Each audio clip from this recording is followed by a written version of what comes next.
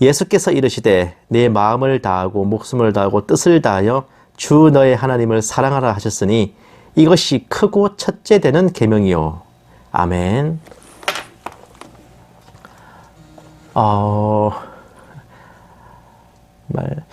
오늘 제목이 이제 가장 중요한 계명이잖아요.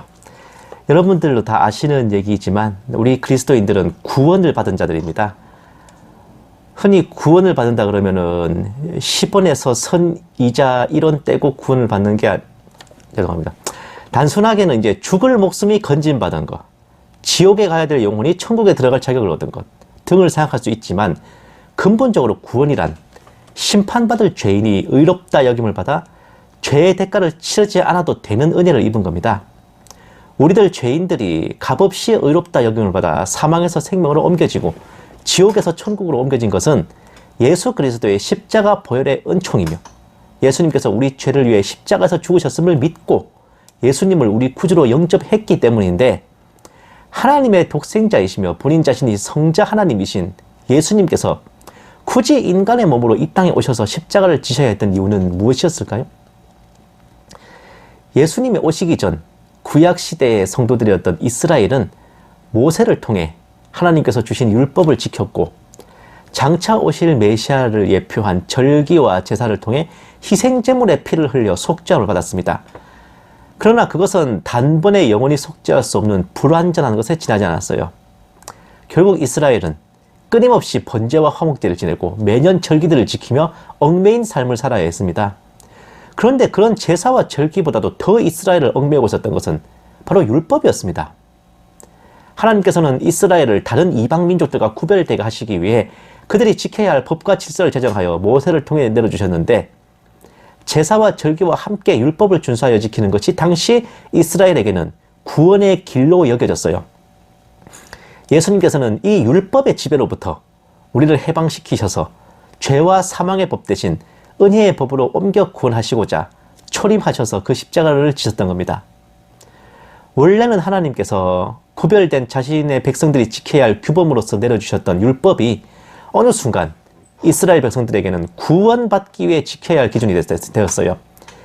대제사장들과 서기관들, 율법사들은 율법의 온갖 조항들을 더하고 더하여 백성들을 꽁꽁 얽어매고 쥐어짜게 이르렀습니다. 그렇다면 여기에서 의문에 봉착할 수 있는데, 하나님께서 내려주신 법이면, 그리고 명령이면 열심히 노력해서 지키면 되지 않을까 라고 생각할 수 있을 겁니다.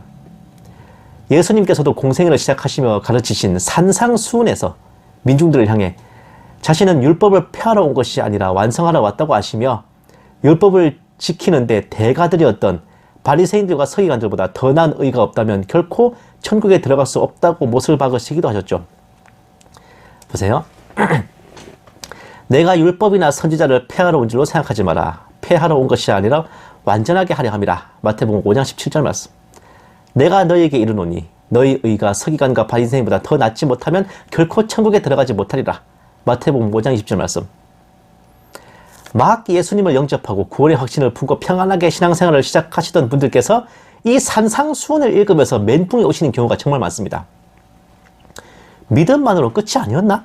하는 충격과 더불어 살인하지 않았어도 형제에게 화를 내고 욕만 해도 지옥에 가고, 간음하지 않았어도 음욕만 품어도 간음한 것이며, 눈이나 손이 죄를 범했으면 눈을 뽑고 손을 찍어야 된다는 등 그야말로 정신이 아득해질 명령들로 가득합니다. 오른뺨을 맞으면 왼뺨도 대주고, 속옷을 뺏으려는 자에게 겉옷도 벗어주며, 억지로 오리를 동행하려는 자에게 십리를 동행해주라는 등, 이게 과연 사람이 지킬 수 있는 것인가 하는 회의감이 들어버리기도 해요.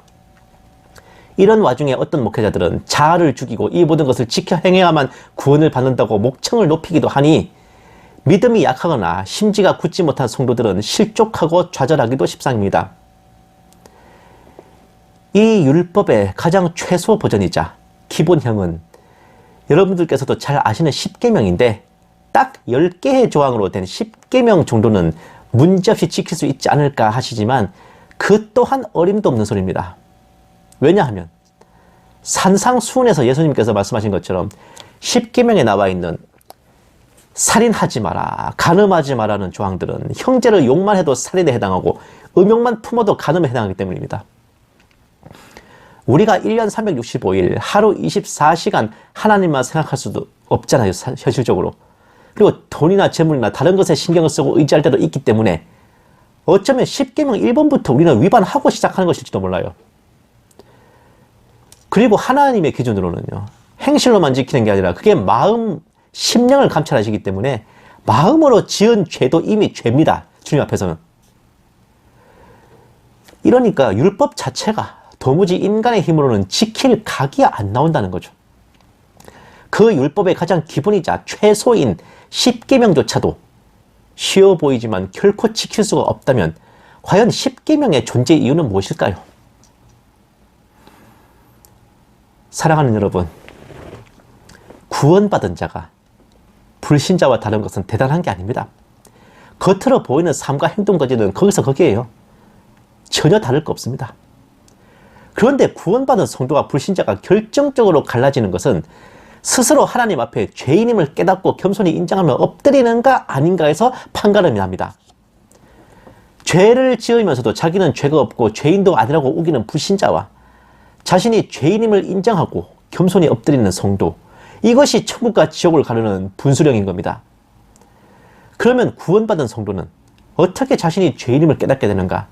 그것이 바로 율법과 10계명의 존재 목적입니다. 율법을 통해 그리고 10계명을 보면서 우리는 하나님의 법을 결코 우리 힘으로 지킬 수 없는 약한 자이며 타락한 죄인임을 깨닫고 오직 예수님의 십자가만 의지해야 되는 겁니다. 예수님께서는 산상수훈을 통하여 인간 자력으로 율법을 지키라는 게 얼마나 부질없는 짓인지 그걸 알려주신 겁니다. 서기관들, 바리새인보다 더 나은 의는 예수를 영접하고 내가 죄인임을 인정하는 데서 얻는 그 의라는 거죠. 율법을 지켜서 아등바등하는 그런 의가 아니라, 이것을 모르고 스스로 율법과 10계명을 지켜서 구원을 이루겠다고 하면 그런 자들은 자신의 영과 육을 망치는 결과만 드러날 뿐입니다.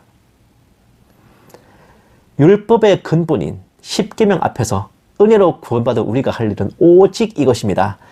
하나님이 외에 다른 신을 두지 말라는 계명 앞에서 우리는 전심으로 하나님을 섬기고 따르지 못했던 죄인임을 고백해야 합니다. 너를 위해 우상을 만들지 말라는 계명 앞에서 우리는 하나님만을 의지하지 못하고 다른 것을 의지했던 죄인임을 고백해야 합니다. 하나님의 이름을 망령되이 일컫지 말라는 계명 앞에서 우리는 말과 행실이 온전하지 못한 죄인임을 고백해야 합니다. 안식일을 기억하여 거룩히 지키라는 계명 앞에서 우리는 주일조차도 온전히 섬기고 거룩하게 보내지 못하는 죄인임을 고백해야 합니다. 내 부모를 공경하라는 계명 앞에서 우리는 육신의 부모와 불화했거나 순종하지 못했던 죄인임을 고백해야 합니다. 살인하지 말라는 계명 앞에서 우리는 악한 마음과 독한 마음을 품고 다른 사람을 욕하고 또 분노했던 죄인임을 고백해야 합니다.